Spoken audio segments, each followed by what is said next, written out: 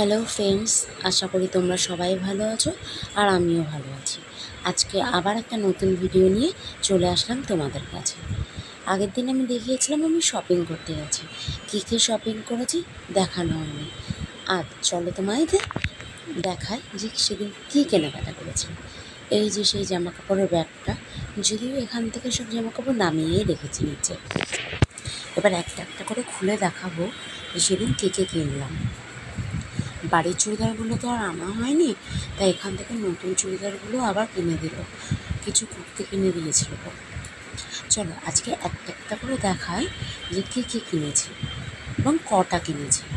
ভিডিওটা তোমাদের দাদাই করছিল, আমি বললাম একটু ধরে দাও ক্যামেরাটা, ওই করছিল। এই যে এটা হচ্ছে আমার ফার্স্ট কুর্তি, তারপরে এগুলো পরে আমি নিচে নামবো বা আমাদের সামনেই বাজার, এই টুকটাক বেরোবো, এই কারণে কিনেছি। নিচে নামতে তো একটু ভালো জামা কাপড় লাগে, তাই নিয়ে এসেছিলাম। তিন নম্বর হয়ে গেল এই সাদা কুর্তিটা ভীষণ সুন্দর। আমার প্রথম দেখে এটা ভালো লেগেছিল।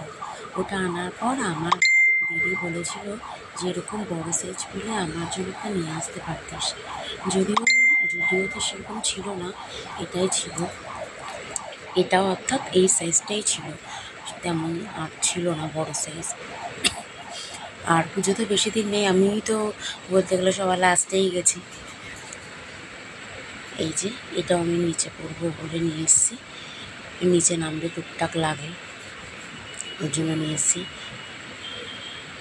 7 নম্বর হয়ে গেছে, 7টা নিয়ে এসেছি। আর এই যে ওড়না, সবই আমার দিদির মেয়ে দৌড়াতে, আগের ভিডিওটাতে বলেছি, কারণ আমি গিয়ে হয়তো এত চিন্তা ভাবনা কেনাও হতো না।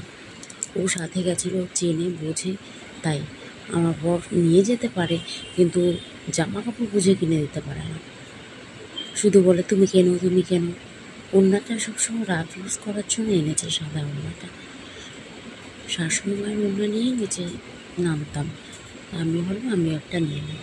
আর এই যে প্যান্ট, জুডিও থেকে আনা হচ্ছে একটা জিন্স তোমার দাদাভাইয়ের জন্য। আর এই যে পিঙ্ক কালারের একটা স্ট্রেট কাট প্যান্ট। আর ওখান থেকে আর একটা, এটা বাইরে থেকে এনেছি, পিঙ্ক কালার এই হোয়াইট কালারের স্ট্রেট কাট প্যান্টটা আমি বাইরে থেকে এনেছি দোকান থেকে। আর এই যে এটা গোল্ডেন কালার, এই 3টে। আর এই প্যান্টটা দেখো ভীষণ সুন্দর, পুরো ধবধবে সাদা আর প্রিন্ট আছে। এটা আমি জুডিও থেকে এনেছি, এটা খুব সুন্দর, খুব আমার একবারেই ভালো লেগেছিলো, আর আমার মাপেরও ছিল ওটা। আর এই যে আমাদের গোপুর জামা এনেছি, এটা আমি আমার বাপের বাড়িতে নিয়ে যাব। আমার বাপের বাড়িতে একটা ছোট্ট গোপুর আছে, তার জন্য। আর আমি আমার বিয়েতে সবথেকে বড় যে গিফটটা পেয়েছি, আমার ভালো লাগার গিফট, সেটা হচ্ছে আমার গোপু সোনা। ও একটু বড়, তাই ওর জন্য আমি কিছু জামা কাপড় নিয়ে এসেছি। এই জামাগুলো আমার খুব ভালো লাগে, আমি এখানে বাজারে খুঁজেছিলাম কিন্তু পেয়েছিলাম না। এরপর স্নান টান খাওয়া দাওয়া সেরে রেডি হয়ে নিয়েছি। রেডি বলতে এই জামা পরে বেরোয়নি, অন্য জামা পরেই এসেছি। দিদির বাড়ি যাচ্ছি, দিদির বাড়ি আমার ঘরের থেকে 1 মিনিট মতো লাগে। ও একটা টাওয়ারে থাকে, অন্য একটা টাওয়ারে, আর আমি আর একটা টাওয়ারে। এই যে আমার দিদির ছোটো মেয়ে, ওদের ফুল ফ্যামিলিটাই ফর্সা আর প্রচণ্ড লম্বা। এই যে আমার দিদির ঠাকুর ঘর, দেখো কি সুন্দর, রাধা মাধব, চৈতন্যদেব, মা লক্ষ্মী। আমার দিদি খুব গোছানো পরিষ্কার, দেখেই বুঝতে পারছো। এত ছোটো জায়গার মধ্যে এত জিনিস রেখেছে এবং এত সুন্দর গুছিয়ে পরিষ্কার, দেখলেই ভালো লাগে।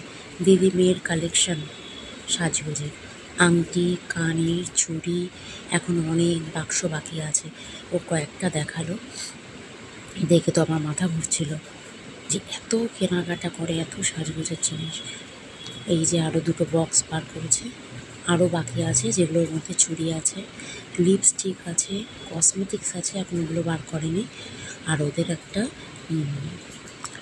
ড্রয়ার আছে, ওই ড্রয়ারটার মধ্যে প্রচুর ওর hair to toe skin care. 12টা বেজে গেছে, রাত 12টা বাজে। Tata, good night, by.